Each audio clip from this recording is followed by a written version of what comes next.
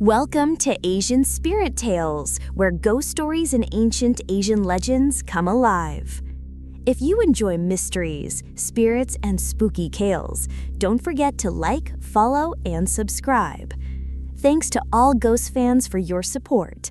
The spirits are watching, and so are we. The Curse of the Moonlit Well, based on a Korean legend, reimagined for modern readers. Part 1. The Whispering Village. Long ago, nestled in the misty mountains of Gangwon Province, there was a quiet village called Jongsong. The village was isolated, hidden by dense pine forests, and often veiled in fog. Time moved slowly there, as did the people. But even the elders never spoke of the Moonlit Well near the eastern ridge. It was a stone well said to be cursed. Covered in vines and surrounded by scorched earth, it was never used. Not even animals would go near it. Locals whispered that it was once a sacred place where heaven met earth, until something went horribly wrong. A long time ago, during the Joseon dynasty, the village had been prosperous.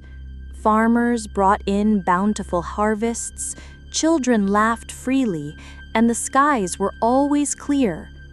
It all changed when a traveling mudong, shaman, came to town. She called herself Yo Selwa, dressed in midnight-colored hanbok with silver embroidery that shimmered under the moonlight. She claimed she could talk to spirits, and that one such spirit had been bound beneath the Moonlit Well for centuries, a guardian spirit. But when villagers begged her to summon this guardian for protection and rain, something else came instead. Something dark. Part 2. The Crimson Ritual. Selwa performed a ritual beneath the full moon. Bells rang, drums echoed through the night, and the wind howled like wolves. But instead of blessings, black smoke erupted from the well. Crows dropped from the sky, fires lit in empty homes, and Selwa herself vanished, never seen again. From that night on, every generation saw one family line perish completely. First, the Go family, then the Bays, and eventually the Lees. Each year, on the same day, the harvest moon, someone would go missing. Their bodies were never found, but pale footprints appeared around the well, leading nowhere. The villagers eventually sealed the well with chains and talismans, but the fear remained. Years passed. The legend became a hushed tale until a young woman named Ji, a university student studying folklore, arrived from Seoul. Ji was passionate about spirits and oral histories. She had read about Jongsong's legend in an obscure academic journal. Despite the locals' resistance, she convinced the village chief to let her stay. "Don't go near the eastern ridge," he warned, "not even to write your stories."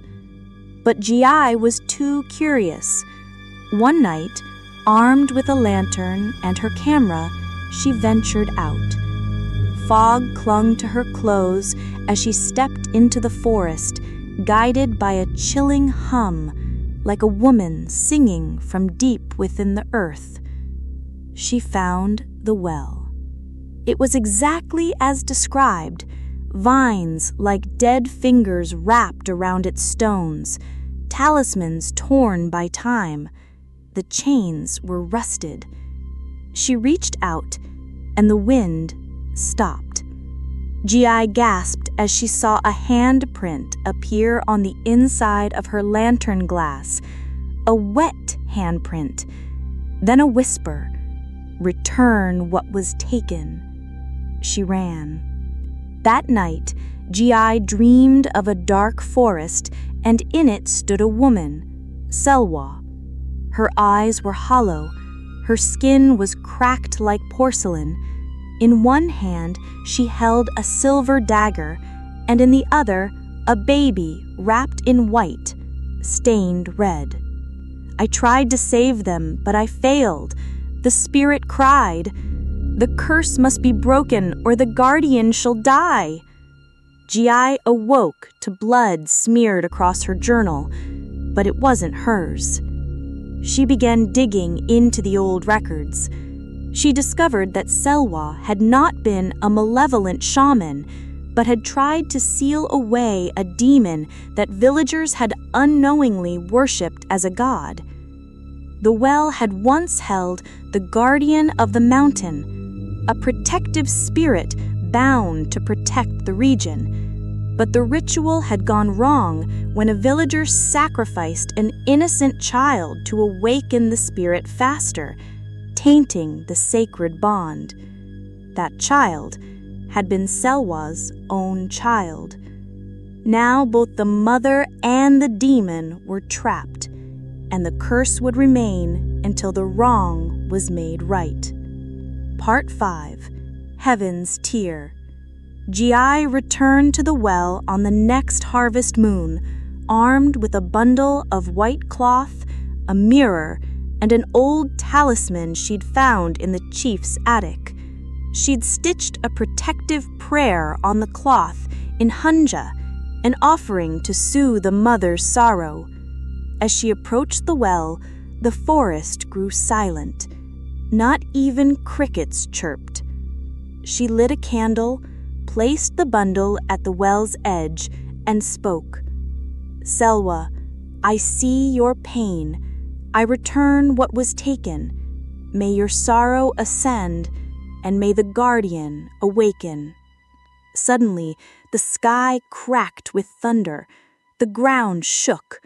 A black shadow rose from the well, long-limbed, horned, with eyes like burning coal. It lunged towards Ji. Just then, a beam of moonlight pierced the clouds, striking the mirror Ji had placed nearby. The light reflected into the shadow's eyes. A silver butterfly, glowing with divine energy, emerged from the beam and circled the well. The demon screamed.